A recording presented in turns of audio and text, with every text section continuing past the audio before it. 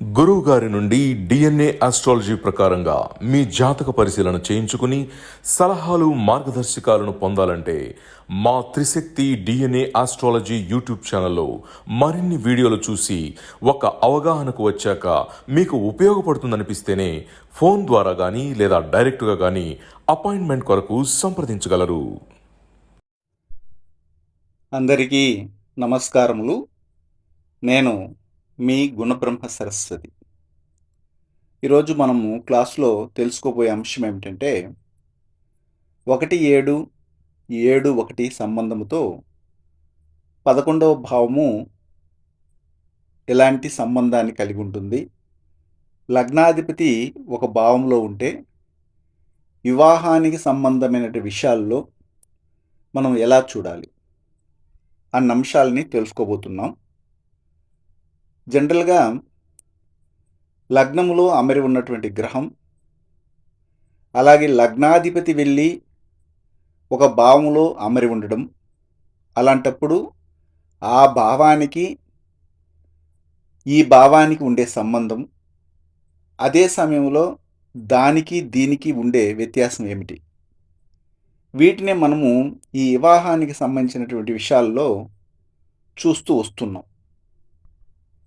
ఇందులో మనం ముఖ్యంగా గమనించవలసిన విషయం ఏమిటంటే, ఏదేని ఒక భావాధిపతి లగ్నములో లేదా 7వ భావములో అమరడానికి, లేదా లగ్నాధిపతి మరియు 7వ భావాధిపతి ఆ పర్టికులర్ భావములో అమరడానికి వ్యత్యాసం చాలా ఉంటుంది.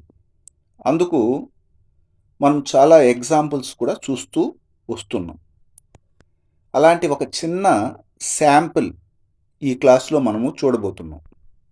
అదేమిటంటే 11వ భావం.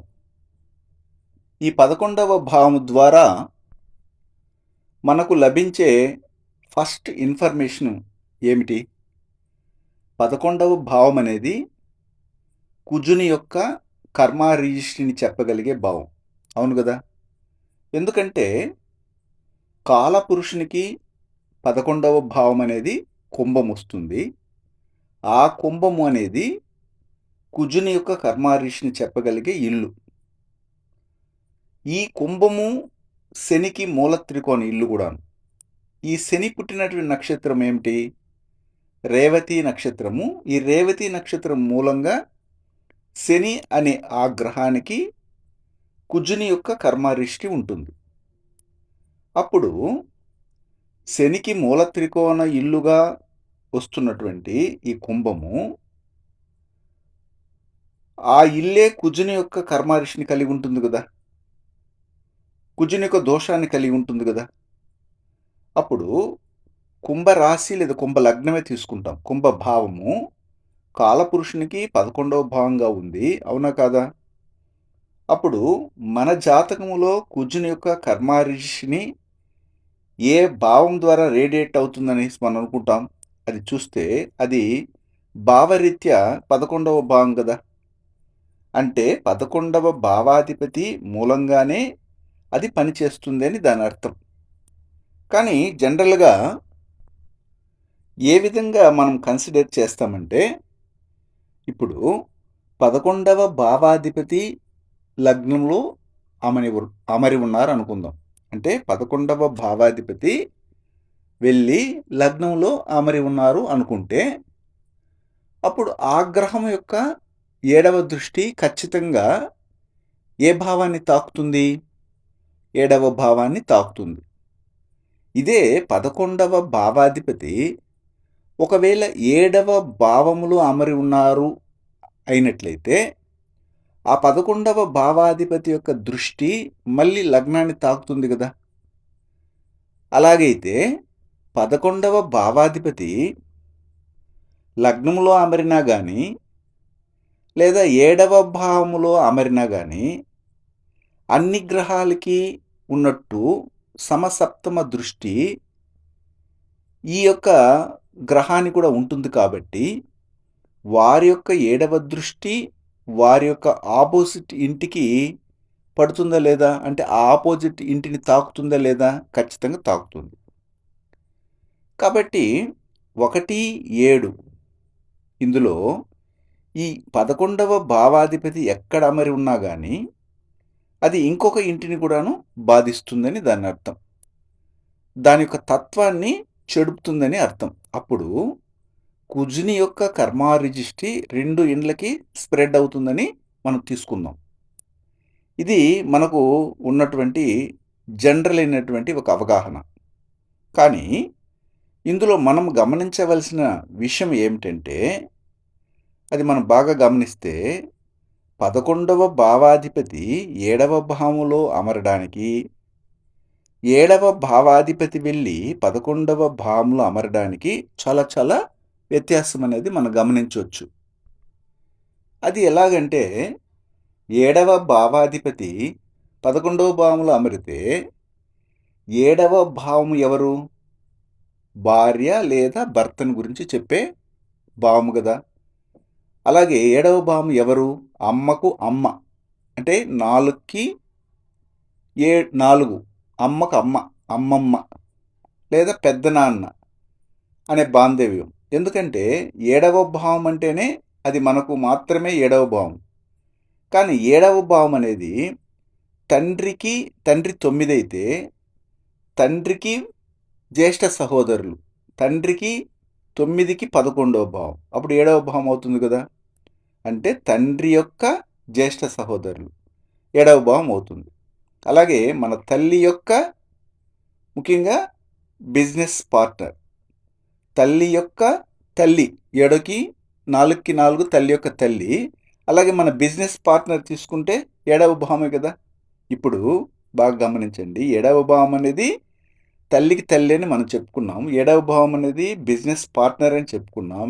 7వ భావం అనేది లైఫ్ పార్ట్నర్ అని చెప్పుకున్నాం. అయితే ఇప్పుడు 7వ భావాధిపతి వెళ్ళి 11వ భావంలో అమరి ఉన్నారంటే అర్థం ఏమిటి? అర్థం ఏమిటంటే మన యొక్క జీవితంలో 7వ భావమైనటువంటి బాంధవ్యాలు కలత్రంగా ఉన్నా కానీ, లేదా పెద్దనాన్నగా ఉన్నా కానీ, అమ్మకు అమ్మగా ఉన్నా కానీ, లేదా జనరల్ పార్ట్నర్ అంటే వ్యాపారంలో భాగస్వామిగా ఉన్నా కానీ, అలాగే పార్ట్నర్ అని వచ్చేస్తేనే ఆ పార్ట్నర్కి ఏ కర్మ ఉంటుంది? 11వ భావంలో కనెక్షన్ వచ్చేసింది కదా. అంటే 11వ భావంతో కనెక్షన్ వచ్చేసింది. అంటే మనము ఏం అర్థం చేసుకున్నామంటే 7వ భావానికి కుజుని కర్మ దోషం ఉంది. ఆ కుజుని యొక్క కర్మ రిజిస్ట్రీ ఉందని మనము బ్లైండ్గా అర్థం చేసుకున్నాం. అప్పుడు కుజుని కర్మ రిజిస్ట్రీ కలిగినటువంటి వారు మాత్రమే మనకు ఆ 7వ భావ బాంధవ్యాలుగా వస్తారు అన్నటువంటి విషయాన్ని మనం ఇక్కడ అర్థం చేసుకున్నాం. ఇందులో ఎలాంటి మార్పు ఉండదు. కానీ ఒకవేళ 11వ భావాధిపతి 7వ భావంలో అమరితే మనం ఈ అభిప్రాయాన్ని మార్చుకుంటామంటే ఖచ్చితంగా మార్చుకోం. ఎందుకు? 11వ భావాధిపతి 7వ భావంలో అమరినా కానీ ఆ 7వ భావానికి కుజుని యొక్క కర్మ రిజిస్ట్రీ ఇస్తారు. ఓకేనా? కానీ 11వ భావాధిపతి 7వ భావంలో అమరితే 7వ భావంలో బాగా గమనించండి, మళ్ళీ రిపీట్ చేస్తున్నాను. 11వ భావాధిపతి 7వ భావంలో అమరితే 7వ భావానికి కుజుని యొక్క కర్మ రిజిస్ట్రీని ఇస్తారు. అక్కడికి ఓకే. కానీ 11వ భావానికి ఏ కర్మ ఏర్పడుతుంది? 11వ భావం అనేది ఇక్కడ మనము ఎవరిని సూచిస్తాం? 11వ భావము బాంధవ్య కారకత్వాలు ఎవరిని తెలియజేస్తాయి? మన యొక్క జ్యేష్ఠ సహోదరుల్ని తెలియజేస్తాయి. మన యొక్క స్నేహితుల సమూహాన్ని తెలియజేస్తుంది. మన యొక్క చిన్నాన్నను గురించి తెలియజేస్తుంది. లేదా అత్త అంటే తండ్రి యొక్క చెల్లెలు 9కి 3 11వ భావం కాబట్టి. అలాగే మొదటిగా మన ఇంటికి వస్తున్నటువంటి మన కోడలు, లేదా మొదటగా మన ఇంటికి వస్తున్నటువంటి మన అల్లుడు, మొదటి కోడలు, మొదటి అల్లుడు, ఈ 11వ భావం. ఇప్పుడు ఈ బాంధవ్య కారకత్వాలకి అధిపతి ఎవరు? 11వ భావాధిపతి కదా అవుతారు. ఈ 11వ భావాధిపతి వెళ్ళి ఒకవేళ 7వ భావంలో అమరుతున్నారు అనుకుంటే అప్పుడు 11వ భావ అధిపతికి ఏ కర్మ ఉంటుంది? ఏ కర్మ లభిస్తుంది? అది మనం చూడాలి. అంటే 7వ భావం నుండి అది ఏమి గ్రహిస్తుంది? మనం ఇక్కడ బాగా గమనించాలి. అంటే 2 కర్మలు వస్తున్నాయి. ఒకటి కులదేవత ద్రోహము లేదా కులదేవత కుట్ర. రెండోది చంద్రుని శాపం. అంటే ఇక్కడ చూడండి 7వ భావానికి కుజుని యొక్క కర్మ వస్తుంది. ఎవరి మూలంగా? 11వ భావాధిపతి ద్వారా. కానీ 11వ భావాధిపతి 7వ భావంలో అమరితే 7వ భావము ద్వారా అంటే 7వ భావం ద్వారా లేదా ఇప్పుడు చూడండి బాగా గమనించండి 11వ అధిపతి 7వ భావములో అమరడం ద్వారా 7వ భావం నుండి ఏ కర్మ వస్తుంది? కులదేవత దోషము మరియు చంద్రుని యొక్క శాపము లేదా చంద్రుని యొక్క కర్మ రిజిస్ట్రీ వస్తుంది. అప్పుడు ఖచ్చితంగా ఈ జాతకుడు లేదా జాతకురాలు పుట్టక మునుపే వీరికి జ్యేష్ఠ సహోదరులు ఎవరైనా పుట్టి ఉంటే వారు పుట్టే వరకు వారి కుటుంబంలో కులదేవత ఆరాధనే సరిగ్గా జరిగి ఉండలేదని అర్థమైందా ఇప్పుడు మీకు? ఇక్కడ గమనించండి 7వ భావ అధిపతి 11వ భావములో అమరినా కానీ 11వ భావ అధిపతి 7వ భావంలో అమరినా కానీ దాని ద్వారా 7వ భావానికి ఏమి కర్మ వస్తుంది? కుజుని యొక్క కర్మారిష్టి ఉందని మనకు ముందుగానే తెలిసిపోయింది. ఎందుకంటే 11వ భావం అనేది కుజుని యొక్క కర్మారిష్టిని ఇస్తుంది. కానీ 11వ భావాధిపతి లేదా 11వ భావము ఈ 7వ భావం నుండి ఏం తీసుకుంటుంది? 2 కర్మలు మాత్రమే తీసుకోగలదు. ఒకటి కులదైవ కర్మ రిజిస్ట్రీ, 2 చంద్రుని యొక్క కర్మ రిజిస్ట్రీ. అవునా కాదా?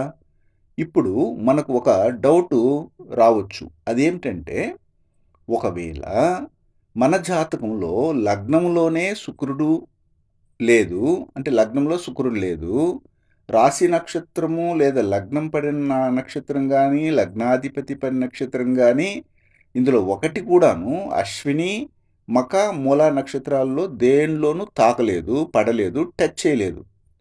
కులదైవ శాపాన్ని పొందినటువంటి అశ్విని మక మూల ఈ 3 నక్షత్రాలని టచ్ చేయడమే లేదు. లగ్నంలో శుక్రుడు కూడా లేదు, లగ్నంలో కూడాను శుక్రుడు లేదు. కానీ లగ్నములో శుక్రుడు లేనప్పుడు 7వ భావాధిపతి కూడా లేదనుకుందాం. లగ్నంలో శుక్రుడు లేడు, లగ్నంలో 7వ భావాధిపతి కూడా లేదు. కనుక కులదేవత కుట్రను కులదేవత ద్రోహాన్ని తెలియజేసే ఒక సంబంధం కూడా మన జాతకంలో లేదు. కానీ మన లగ్నానికి కూడాను అలాంటి సంబంధం లేదని తెలిసిపోయింది. అప్పుడు మన లగ్నాధిపతి కూడా లేదని తెలిసింది. ఏమిటి అలాంటి కులదేవత సంబంధము? కులదేవత కుట్ర, కులదేవత దోష సంబంధము. కానీ ఇక్కడ ఏమి జరిగిందంటే 11వ భావాధిపతి మాత్రమే వెళ్ళి 7వ భావంలో అమరి ఉన్నారు, లేదా 7వ భావాధిపతి మాత్రమే వెళ్ళి 11వ భావంలో అమరి ఉన్నారు. కనుక ఇది దేనిని ఇండికేట్ చేస్తుందంటే ఇక్కడ ఒక కన్ఫ్యూజన్ వచ్చేస్తుంది. అదేమిటంటే మనకు కులదేవత శాపం లేదు, కానీ మన జ్యేష్ఠ సహోదరులకు కులదేవత దోషం ఉందే, ఇది ఎలాగా అని ఒక డౌట్ రావచ్చు. ఇక్కడ మనం ఏం అర్థం చేసుకోవాలంటే ఒకవేళ మనం పుట్టక మునుపు మన జ్యేష్ఠ సహోదరులు పుట్టిన తర్వాత మాత్రమే కులదేవతను కనుక్కొని ఉంటారు. ఒకటి అలాంటి అవకాశము ఉండి ఉండొచ్చు. అంటే వారి జ్యేష్ఠ సహోదరులు పుట్టక మునుపు అంతగా కులదేవత ఆరాధన ఉండి ఉండదు. అలాగా కూడా లేదంటే అది ఆటంకపడి నిలిచిపోయి ఉండొచ్చు. సో అలాగ కూడా లేదనుకుంటే వారి కుటుంబంలో కులదేవత ఆరాధన ఆచారం ఉండి ఉంటుంది. జ్యేష్ఠ సహోదరులు కానీ లేదా చిన్నాన్న కుటుంబం మాత్రమే కులదైవాన్ని ఆరాధించకుండా ఉండి ఉంటారు, వదిలేసి ఉంటారని కూడా చెప్తున్నాను. అంటే ఏమిటంటే ఇక్కడ గమనించాల్సింది ఏంటంటే వారి కుటుంబంలో కులదేవత ఆరాధన ఆచారం ఉండి కూడా జ్యేష్ఠ సహోదరులు కానీ లేదా చిన్నాన్న కుటుంబం కానీ ఈ 2 కుటుంబాలు మాత్రమే కులదైవ ఆరాధనని కొనసాగించుకుంటా వదిలేసి ఉంటారు. ఆ పర్టిక్యులర్ కారకత్వాలకు మాత్రమే కులదేవత ఆచారము మిస్ అయిపోయి ఉండొచ్చు. ఈ విధంగా ఒక పర్టిక్యులర్ భావంతో మాత్రమే ఈ 7వ భావాధిపతి కలిసి ఉన్నారంటే ఆ భావము, ఆ భావ కారకత్వ బాంధవ్యాలు మాత్రమే కులదైవ కుట్ర చేత బాధించబడి ఉంటుందని చెప్తున్నాను. లేదా వారు మాత్రమే కులదైవంతో సంబంధం లేకుండా ఉండి ఉంటారని కూడా అర్థం. ఎందుకంటే ఈ వ్యత్యాసాన్ని మనం అర్థం చేసుకోవాలి. ఒక కుటుంబంలో అందరూ కూడాను కులదైవ శాపం ఉన్న నక్షత్రాలు పుట్టడం లేదు. ఒక కుటుంబంలో 4 లేదా 5 మంది పుడుతున్నారంటే వారందరూ కూడాను వారందరి జాతకాల్లో కూడాను కులదైవ దోషం అనేది చూపించబడటం లేదు.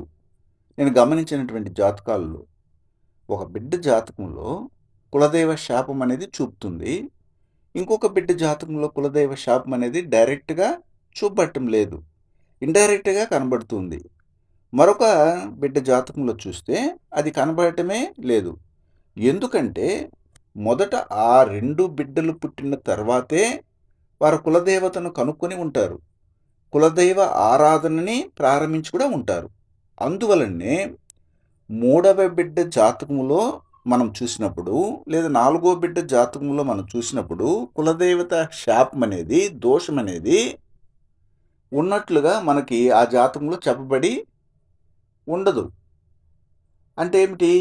అదే విధంగానే 11వ భావాధిపతి లగ్నములో అమరడానికి, లగ్నాధిపతి వెళ్ళి 11వ భావంలో అమరడానికి ఒక వ్యత్యాసం అనేది ఇక్కడ మనము చూపించటం లేదు. వ్యత్యాసం లేకుండానే ఉంది. కానీ 1, 11 కాంబినేషన్, 11, 1 సంబంధము ఉందని మాత్రము అర్థమవుతుంది. అవునా కాదా? అప్పుడు లగ్నాధిపతి కుజుని యొక్క కర్మ రిజిస్ట్రీ దొరికిపోయింది. అంటే ఏమిటి?